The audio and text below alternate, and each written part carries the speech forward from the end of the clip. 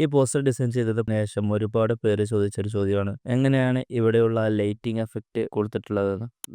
ഇതുപോലെ lighting effect എങ്ങനെയാണ് കൊടുത്തിട്ടുള്ളതെന്ന്. അപ്പോൾ അതെങ്ങനെയാണെന്നാണ് ഇന്നത്തെ വീഡിയോ. അത് ഒരുപാട് തരത്തിൽ ചെയ്യാം. പുതിയ ഗ്രേഡിൽ ലെയർ എഡിറ്റ് ചെയ്യാം, അതുപോലെ തന്നെ ബ്രഷ് കൊണ്ട് ചെയ്യാം. അപ്പോൾ ഞാനിപ്പോൾ ചെയ്യുന്നത് പുതിയൊരു ഗ്രേഡിയൻ ലെയർ ആഡ് ചെയ്തിട്ടാണ്.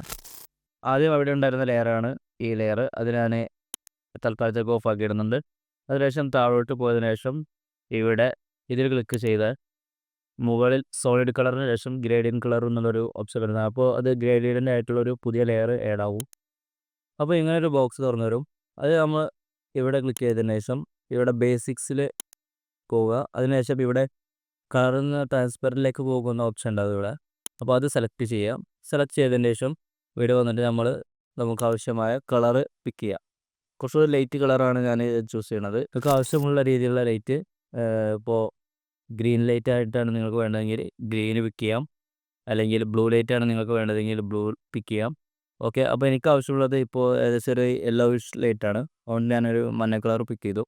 അതിനുശേഷം ഇവിടെ ഓക്കെ കൊടുത്തു, ഇവിടെ ഓക്കെ കൊടുത്തു. ശേഷം നമുക്ക് ആവശ്യമായ സ്റ്റൈലാണ് അടുത്ത് നമ്മൾ നോക്കേണ്ടത്. നമുക്ക് ഇതെപ്പോഴും ലൈറ്റ് കൊടുക്കുമ്പോൾ റേഡിയൽ ലൈറ്റ് ആയിട്ടാണ് പലപ്പോഴും നമുക്ക് ആവശ്യമായിട്ട് വരാം. അപ്പോൾ നമ്മുടെ ആവശ്യത്തിനനുസരിച്ചാണ് ഇത് ചേഞ്ച് ചെയ്യേണ്ടത്. ലീനറായിട്ടാണെങ്കിൽ ലീനർ കൊടുക്കാം, അല്ലെങ്കിൽ റേഡിയൽ ആണെങ്കിൽ റേഡിയൽ കൊടുക്കാം.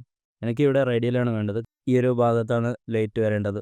അപ്പോൾ ഞാൻ ഇവിടെ വന്ന ഈ ലൈറ്റിനെ ഡ്രാഗ് ചെയ്ത് ഇവിടെ കൊണ്ടുവന്നിട്ടു.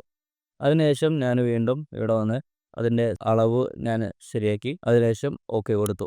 ഇതിലെ ഏറ്റവും മുഖ്യമായ ഘടകം ഇവിടെ വന്നിട്ട് ബ്ലെൻഡിങ് ഓപ്ഷനിൽ താഴെ ഹാർഡ് ലൈറ്റ് അല്ലെങ്കിൽ സോഫ്റ്റ് ലൈറ്റ്, നമ്മുടെ ആവശ്യത്തിനനുസരിച്ചിട്ട് ഹാർഡ് ലൈറ്റ് ആണോ സോഫ്റ്റ് ലൈറ്റ് ആണോ വേണ്ടതെന്ന്. പലപ്പോഴും നമുക്ക് ഹാർഡ് ലൈറ്റ് ആണ് ആവശ്യമായിട്ട് വരിക.